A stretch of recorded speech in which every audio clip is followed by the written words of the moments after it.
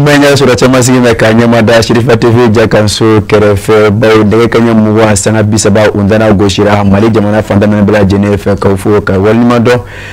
kasangani akadana tale kada Shirifa TV jakanso fe janko akasiga kunofoni bala mosoro gankarle asuna kasangani wawalo kele auye kunofoni buna kunka bamananga kunofoni wati wode setoye ninyi pour des actions d'intégration des droits humains en Afrique Pasenda Odeye Achoro Nyongona ye kabeni alamisado obtakalo klemwa anisaba sama flani mwani nduri ye silenge kaufe oye nindonike okabara kuro dola minake la koreye kanyeshi shifina kauni ambala kaumo guna adamadea olu josharia ubara ula akasa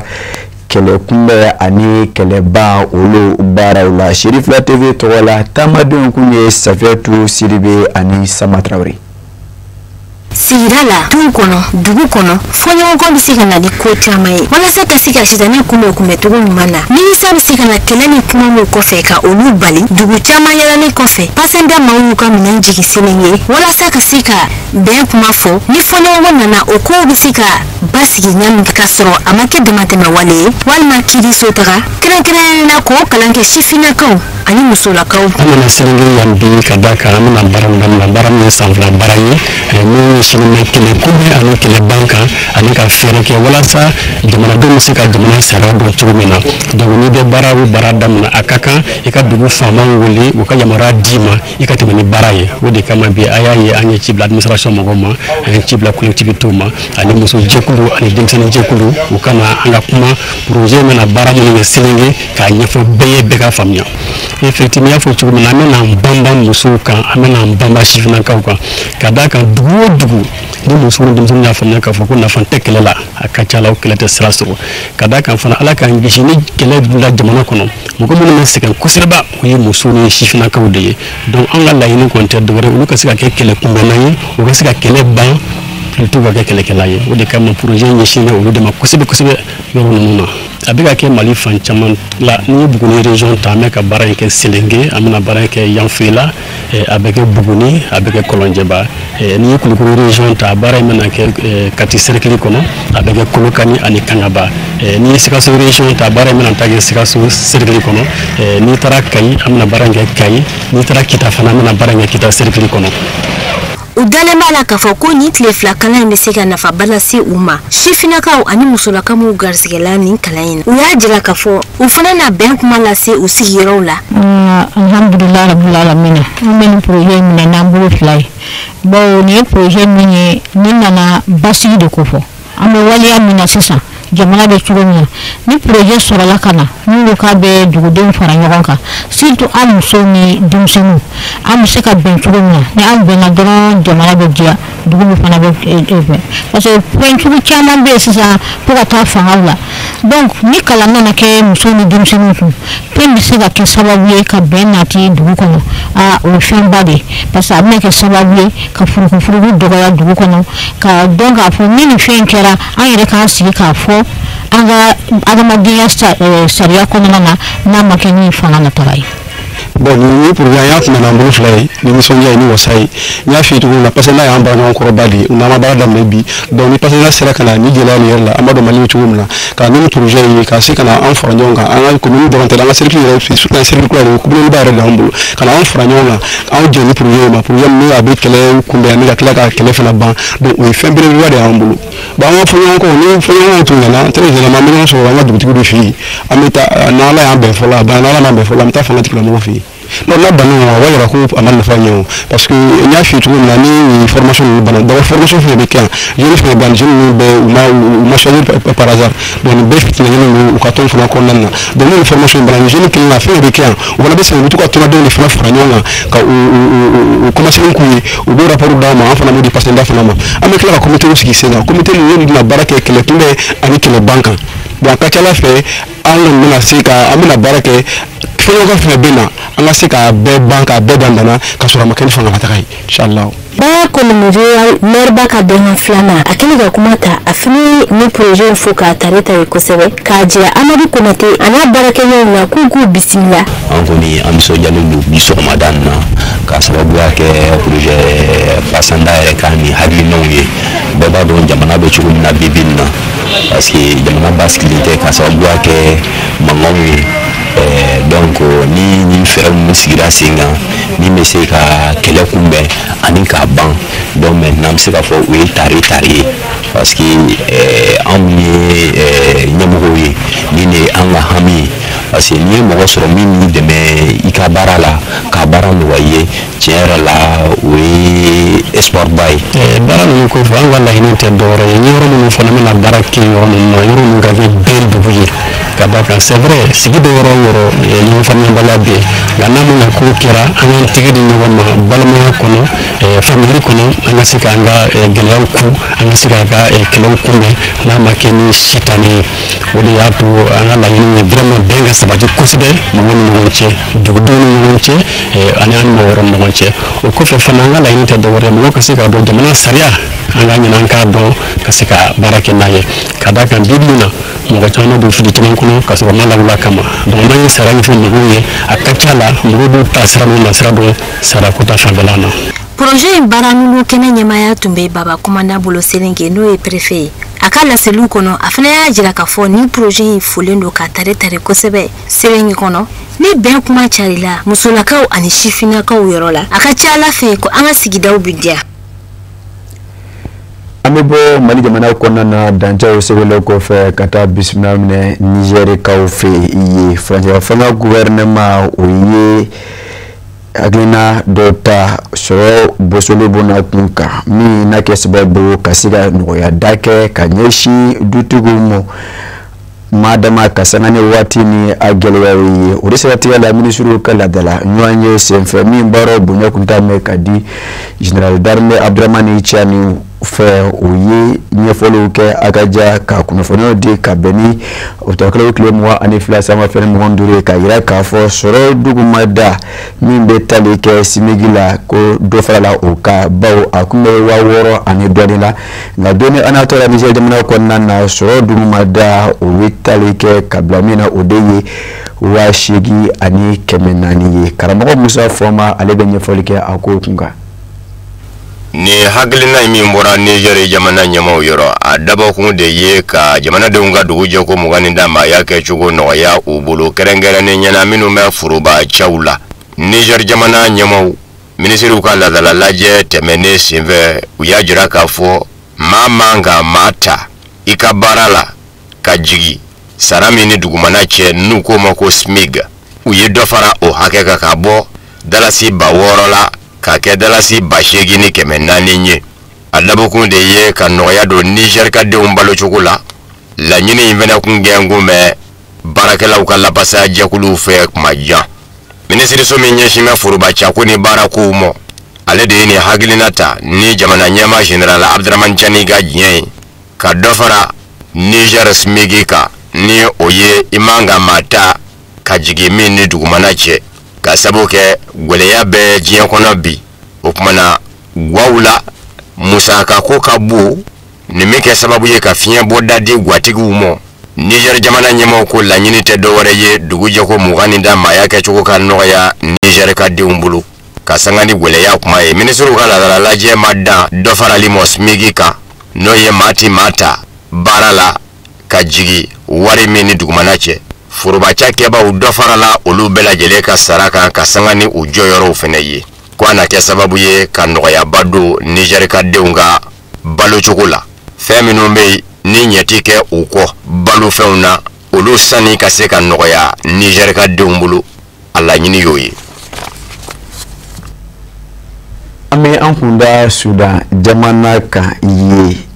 dagabawuli min kɛnɛ sababu ka na ni fɔɲɔgɔnkɔ ye Sudan ka denw ni ɲɔgɔn cɛ dɔ b'a la ka fara a tasuma a ɲaga kan dugu jɛ don o don baw min bɛ tali kɛ u ka force de soutien rapide FCR maaw paramilitaire n'o o bi o ɲɛkun ta mɛ ka di général Amedi mo o y'a yira k'a fɔ kabini karido tɛmɛnen ye dugu min bɛ wele El Fasher olu kɔni sera ka sebaya ta u ka wa o mara bɛ olu bolo n'u bɛ tali kɛ Darfour Jumero o faaba la o hakilina in bɛ a yira k'a fɔ hali bi fɔɲɔgɔnkɔ min bɛ Sudan jamana kɔnɔna na ka sanga ni FCR ani Sudan jamana wolomasiri tabaw ni ɲɔgɔn cɛ dɔ b'a la ka fara hali bi a gɛlɛyaw ka dɔɔni a dugu jɛ Abdulkarim Musa kɔ ale bɛ ɲɛfɔli kɛ a ko kunkan.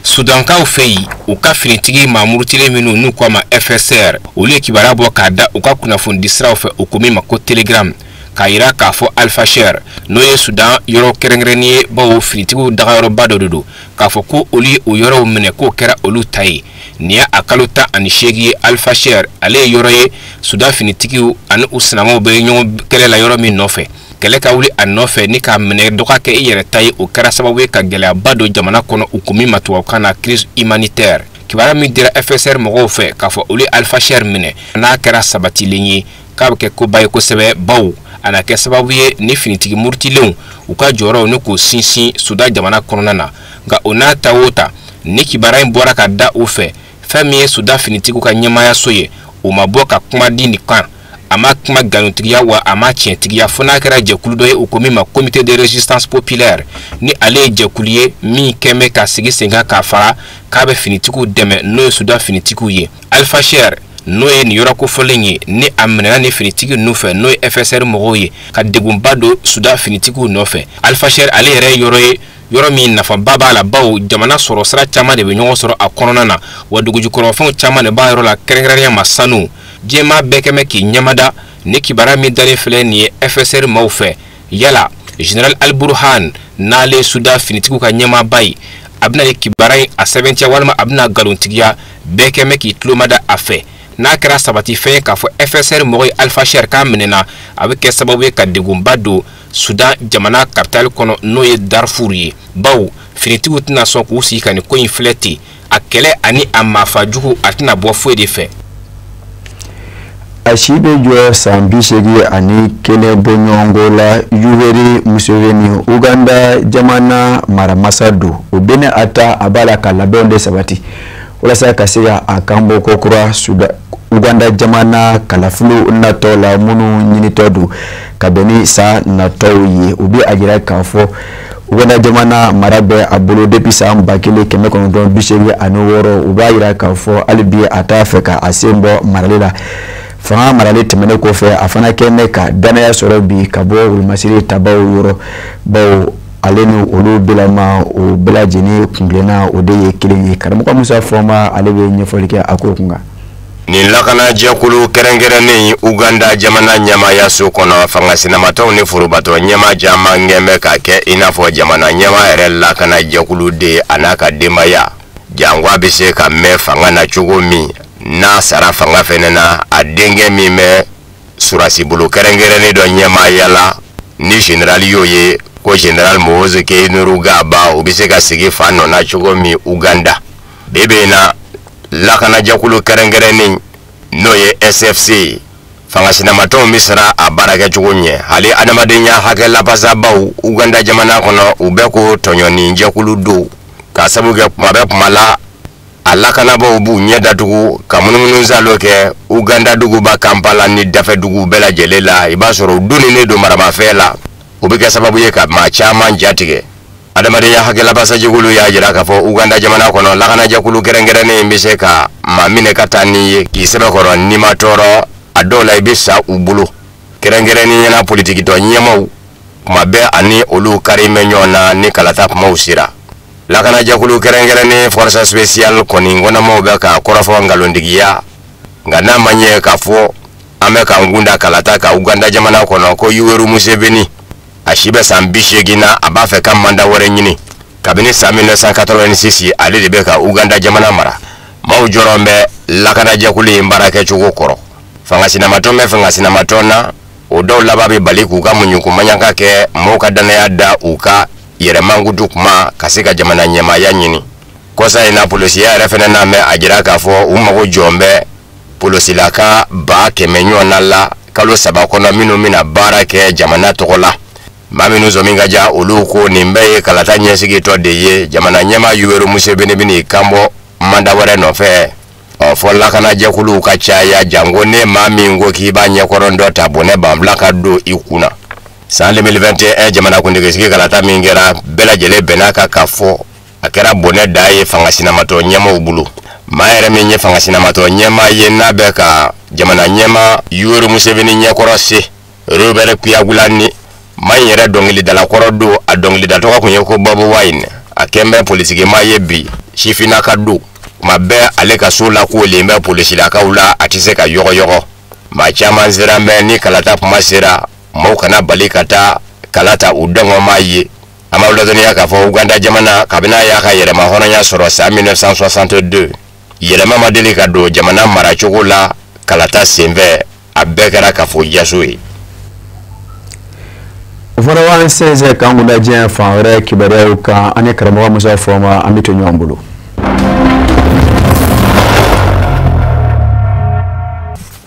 Ange uke ka me Nazarala tomba Union Européenne jamana nyama uni Ukraine jamana nyama Volodymyr Zelensky da ko mugu manga kada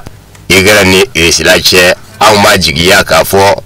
keguyani do Nazarala setigi jamana unyama uni Volodymyr Zelensky fe jango halibi Ukraine mana biseki labe irisila jamana kamo chugumi ko akoma o mabe ni oyeko yimbi na ko jatimine ba uye kwa chama mveneke me ko dejigia korofo mena kabo irisila ministry minyashime irisila ni jamana warani nyonja kwenye nyana bo mo Sergei Lavrov aku faka shido kafo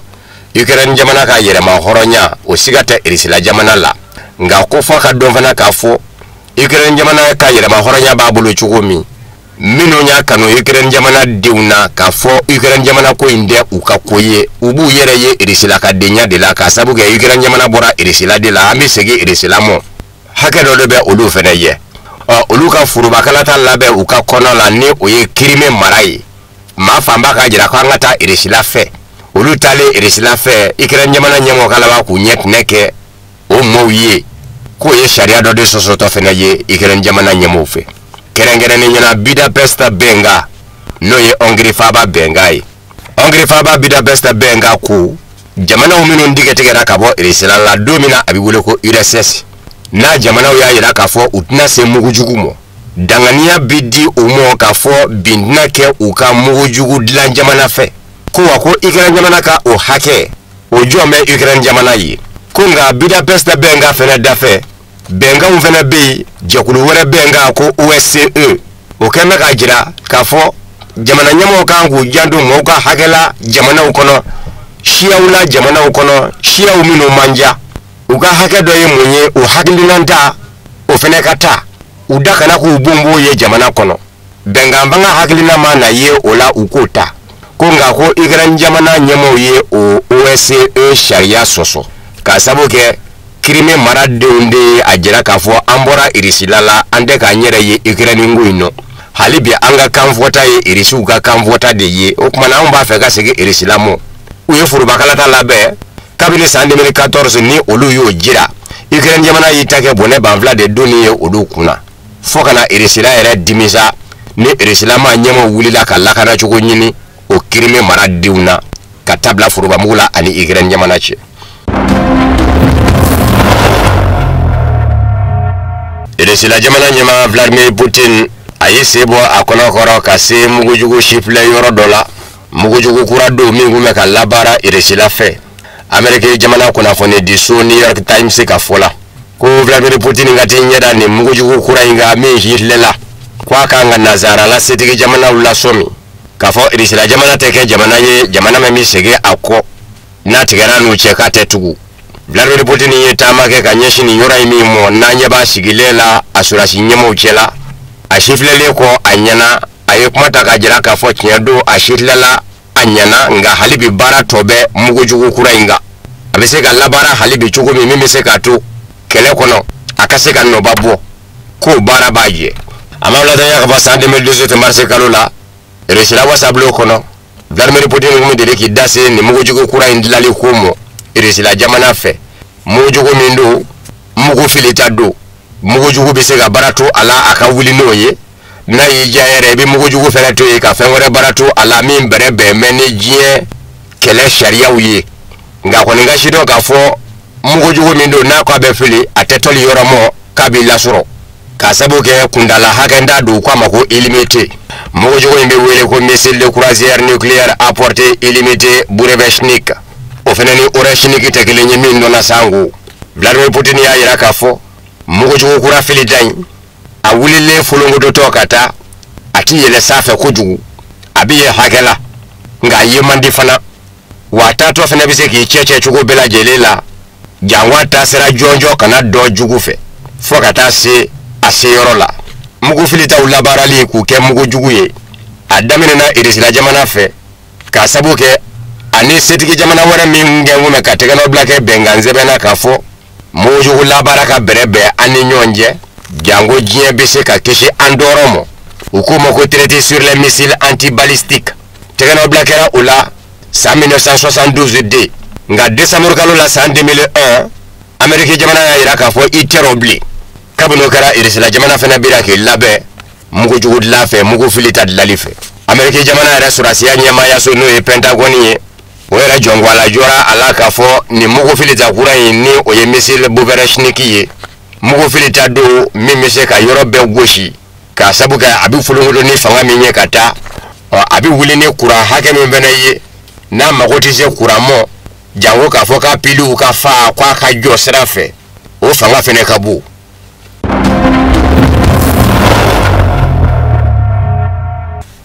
Amerika jamana nyama Donald Trump ye ajira ka fo ni ani Corée du Nord demisen chema gwani Kim Jong Un ngera nyonye fenye kwa bijayi aka Asia mva jamana utama simbe Donald Trump nyiningale kuna foni dila ufe kato Amerika jamana pangurumba kono ni oye Air Force wadinyi ako ngoni ngende ka fevo aka nga ni Corée du Nord demisen chema gwani Kim Jong Un nzira ka kenyonye fenye atekuya nyeke bo nika mafolola Amerika jamana nyama yala manda folo kono nina kungadi ona kada ye nina kanyonyi utike toro ene kwa nimo Donald Trump ye ngwa fola se kato panguru kono Amerika ni Japonje kuna fanidawo ya nyininga yala Corée du Nord demisenje magwene Kim Jong Un Amerika jamana ke meka nyangi ke aka e akilanda ye munye oro akoni alere ni Kim Jong Un nzira ka kenyonye fenye kasangani Kim Jong Un galla nyini ye ubise ka dofo onyangi yimene noke Caroline Levitt ni oye Donald Trump ka kuna foningo babu sendigi alamusa de ale ayira ka fo Amerika jamana nyama kangi kunda Asia va jamana uka Asia va jiya gundo Japan ni Chine ni Corée du Nord ni Corée du Sud katase Birmani mo wala sa akafamu ife nyemese nzoro yoro ukono de du laje dobe sinayi kono jamana uka laje Donald Trump kanga ye o laje keneka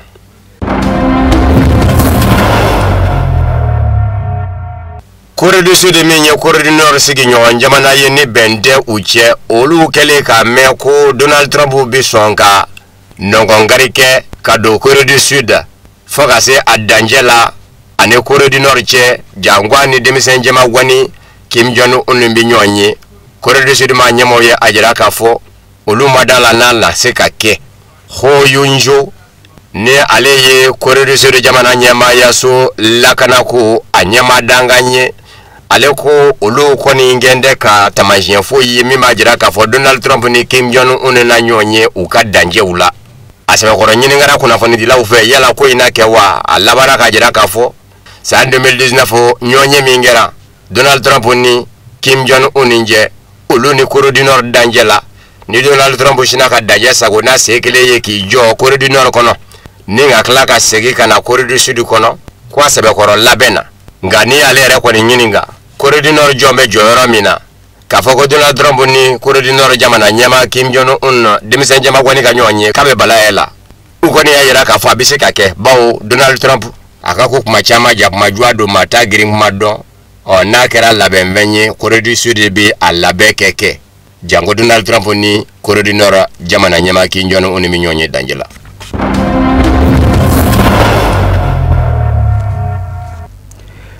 la célébrer oni la kuyatere be nyon soro yaka awfo ka walmando bawo ne bege swabo ka dansi bi wona kuna fono sur la minzera ka franyonga ka bentu mane ko fondiso nyama ya sofe ka fo ala ka be an basigina ba maliba kono fo ka seje fana na bla jenema ne ba fo akame jen wati wore